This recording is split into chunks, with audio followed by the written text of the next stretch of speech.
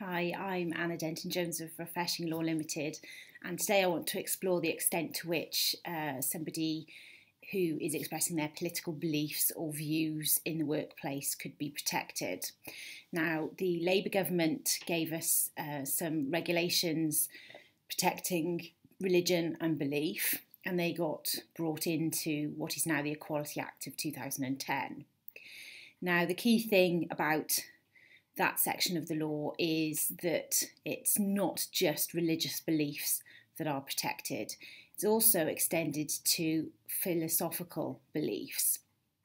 And there have been a number of cases over the years establishing that in order to be protected under the legislation, then it needs to be a belief that's worthy of respect in a democratic society. There needs to be a certain amount of cogency and seriousness to that belief, and it needs to be genuinely held by the person. Now, when we look at politics or political beliefs, that probably means that merely voting in a particular way isn't going to be protected, nor would simple membership of a particular party.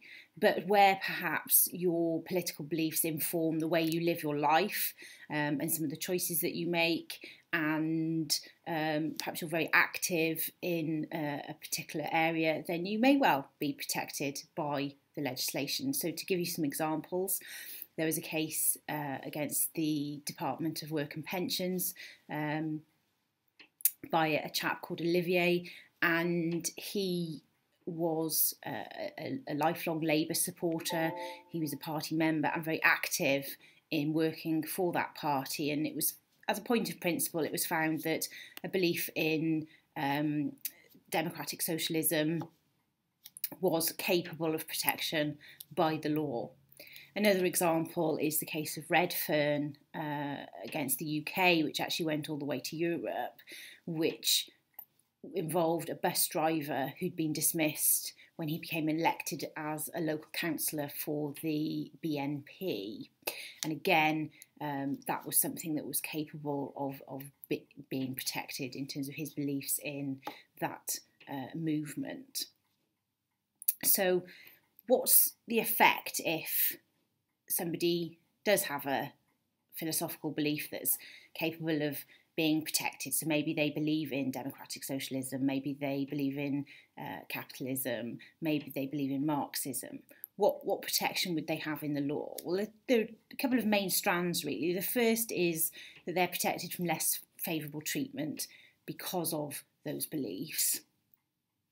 The second angle is that they're protected from harassment, and there has been a recent case on that where somebody who worked in the trade union movement called Henderson brought a case against his trade union in relation to his employment, and he claimed that he'd been harassed and put in a position where he was subject to an environment that was toxic in work. Now, the comment that had been made in his case was that he was too left-wing, and the Employment Appeal Tribunal found that that sort of one-off comment wasn't serious enough to amount to harassment in terms of the legal test, but potentially harassment is an angle that somebody could claim. The other area that we need to think about these days is a new section of the Employment Rights Act, section 108, brackets 4, that was brought in following the Redfern case because the government were found to not sufficiently have protected the rights of individuals in the UK when it came to protecting them from dismissal for their political beliefs or affiliation. Now, the unusual thing about this section is it applies to somebody from day one of their employment, so they don't have to accrue 2 years' service before they can bring such a complaint. But it's not a case of automatically unfair dismissal, like maybe dismissing somebody because they're pregnant or dismissing somebody because of their trade union activities or because they've made a health and safety complaint. You still have to go through the normal test of fairness. So not only would somebody have to prove that that was the substantive reason for their dismissal, their political activities or their political affiliation, they'd then also have to the employer would have to show in order to defend the case that they'd followed a fair procedure in all the circumstances. Now, that's quite new legislation, and as far as I'm aware, I can't find any reports in terms of cases on it. It was created in 2013, so it's quite new stuff.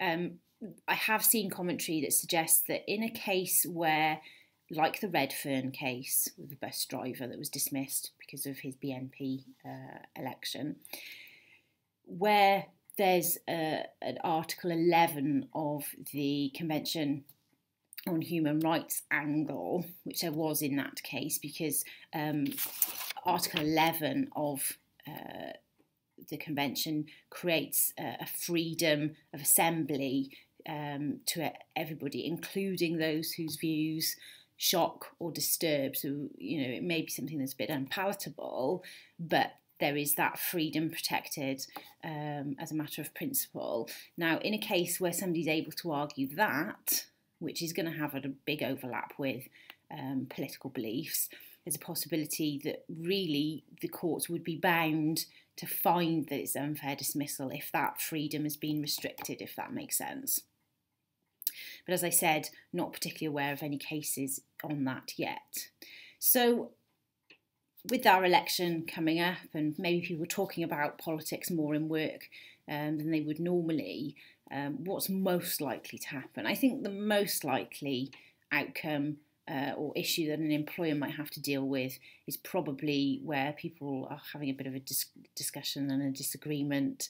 If that got a little bit out of hand, somebody was offended by comments that somebody else was making, you're more likely to have to deal with a grievance than anything else.